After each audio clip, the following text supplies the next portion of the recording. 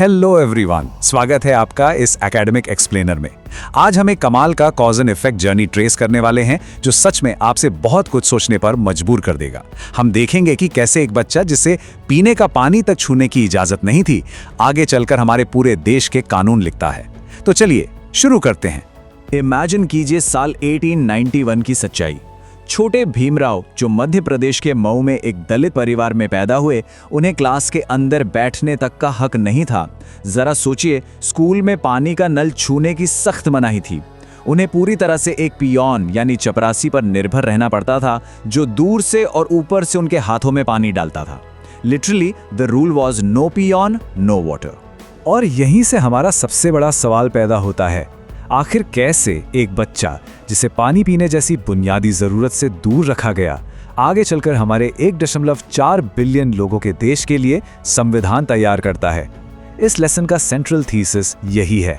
हम इस personal untouchability के दर्द और उनके बनाए गए कानूनी समाधानों के बीच का एक डायरेक्ट कनेक्शन समझेंगे।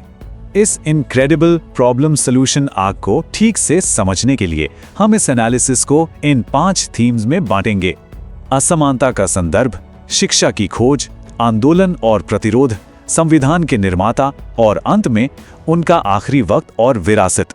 तो बढ़ते हैं पहले भाग की तरफ, कॉन्टेक्स्ट ऑफ एक्सट्रीम इनइक्वालिटी यानी असमानता का संदर्भ। भेदभाव का सिस्टेमिक नेचर जरा ध्यान से देखिए। पानी पीने जैसी बेसिक लाइफ नीड को भी कितने ह्यूमिलेटिंग तरीके से कंट्रोल किया जाता था। पहले पियोन का वेट करो, फिर बिना नल छुए ऊपर से पानी पियो, और अगर पियोन छुट्टी पर है तो पूरा दिन प्यासे रहो। ये कोई एक दिन का व्यक्तिगत दुख नहीं था, ये पूरे समाज के स्ट्रक्चर का हिस्सा था। आगे बढ़ते हैं हमारे दूसरे सेक्शन पर, द परस्यूट ऑफ एजुकेशन। कैसे पढ़ाई उनका सबसे बड़ा हथियार बनी। मुंबई के एल्फिंस्टोन हाई स्कूल में इकलौते दलित छात्र होने के बावजूद उन्होंने एक के बाद एक एकेडमिक रिकॉर्ड्स तोड़े। 1907 में मैट्रिकुलेशन पास करना उस दौर में किसी चमत्कार जैसा था।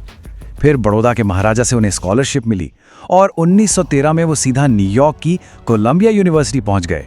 वो विदेश में पीएचडी करने वाले पहले भारतीय दलित बने और बाद में एलएसई और ग्रेज इन से पढ़ाई पूरी की। That is simply incredible. लेकिन यहाँ एक भयानक विरोधाभास यानी कॉन्ट्रडिक्शन नजर आता है। एक तरफ इनके पास दुनिया की सबसे इलीट ग्लोबल डिग्रीज थी, कोलंबिया, एलएसई, वहां से बैरिस्टर, और दूसरी तरफ भारत लौटने पर सच्चाई ये थी कि सिर्फ उनकी जाति की वजह से सारे प्रोफेशनल दरवाजे बंद थे। बड़ौदा में डिफेंस सेक्रेटरी थे, पर लगातार अपमान झेलना पड़ा। उन्होंने प्राइवेट ट्यूटर बनने की कोशिश की, अकाउंटेंट का काम शुरू किया, लेकिन कास्ट की वजह से हर जगह से निराशा हाथ आई और उन्हें काम छोड़ना पड़ा। जब सबसे ऊंची शिक्षा के बाद भी समाज ने उन्हें नहीं अपनाया, तो शुरू होता है हमारा तीसरा phase, activism and social resistance. ये सारी इवेंट्स एक क्लियर एस्केलेशन दिखाती हैं। 1920 में अपने अखबार मूकनायक के जरिए लोगों की आवाज बनने से लेकर 1927 की डायरेक्ट एक्शन और फिर 1932 की major political negotiation, Poona pact तक, ये सब क्लियरली दिखाता है कि कैसे उनका विरोध धीरे धीरे ज्यादा ऑर्गेनाइज्ड होता गया। ध्यान दीजिए कि वो बचपन का पानी वाला मुद्दा यहां फिर लौट कर आता है। 1927 का महाड़ सत्याग्रह है। उन्होंने हजारों दलितों के साथ चावदार पब्लिक टैंक से पानी पीने के लिए एक हिस्टोरिक मार्च किया। ये सिर्फ प्यास बुझाने के लिए नहीं था, ये एक इंसान होने के नाते बुनियादी हक और ह्यूमन डिग्निटी का एक बेहद पावरफुल दावा था। इस दौरान एक बड़ा वैचारिक मतभेद सामने आया। 1932 के पूना पैक्ट के टाइम पर हम 2 अलग अप्रोचेस देखते हैं। जहां महात्मा गांधी हिंदू जाति व्यवस्था के अंदर सुधार यानी रिफॉर्म लाना चाहते थे, वहीं डॉक्टर अंबेडकर का दृढ़ विश्वास था कि इस पूरे कास्ट सिस्टम को रूट से उखाड़ फेंकना यानी कंप्लीटली डिसमेंटल करना जरूरी है। एज लर्नर्स हम इन दोनों हिस्टोरिक व्यू पॉइंट्स को समझ सकते हैं कि कैसे उन्होंने भारत के पॉलिटिकल डिस्कोर्स को शेप किया। और अब आते हैं इस एक्सप्लेनर के सबसे अहम और चौथे हिस्से पर, जब एक एक्टिविस्ट आजादी के बाद देश का सबसे बड़ा लॉ मेकर बनता है, संविधान के निर्माता। पंडित नेहरू ने उन्हें ड्राफ्टिंग कमेटी का चेयरमैन चुना। और जानते हैं उन्हें इस नए देश का फ्यूचर लिखने में कितना वक्त लगा? एग्जैक्टली 2 years, 11 months और 17 days। अपनी लगातार खराब सेहत और बीमारी के बावजूद उन्होंने बिना रुके इस पूरे वक्त काम किया। इसका सबसे बड़ा टेकअवे क्या है? बचपन की उस सिस्टेमिक समस्या का मुकाबला उन्होंने अपने बनाए इन सख्त कानूनी समाधानों से किया।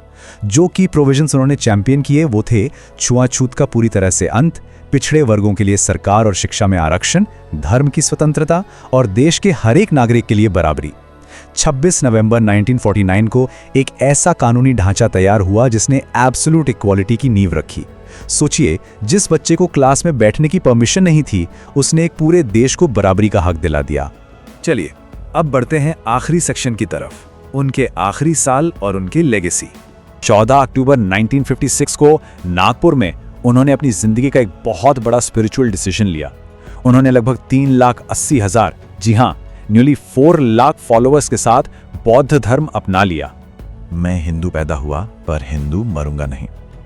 ये सिर्फ एक कथन नहीं था, ये उनके उस आजीवन संघर्ष का निचोड़ था जो एक ऐसे धार्मिक ढांचे के खिलाफ था जिसमें उन्हें लगता था कि सिस्टम ने उन्हें बुनियादी मानवीय आत्मसम्मान लेने से व्यवस्थित तरीके से रोका। ये उनकी फिलॉसफिकल जर्नी का एक क्लियर स्टेटमेंट था। अपनी आखिरी किताब खत्म करने के कुछ ही दिन बाद उनका निधन हो गया, लेकिन वो अपने पीछे इन 3 शब्दों का एक निहायत ही ताकतवर मैंडेट छोड़ गए: शिक्षित बनो, संगठित रहो, संघर्ष करो। तो आखिर में अपने आप से ये जरूर पूछिए, क्या सिर्फ नई कानून की किताब बन जाने से एक समाज सच में इक्वल हो जाता है, या फिर असली मंजिल तब मिलती है जब लोग मेंटली और सोशली इन 3 शब्दों को समझकर अपने दिलों से भेदभाव मिटाते हैं? ये एक ऐसी सोच है जो आज भी हमें आगे और विचार करने पर मजबूर करती है।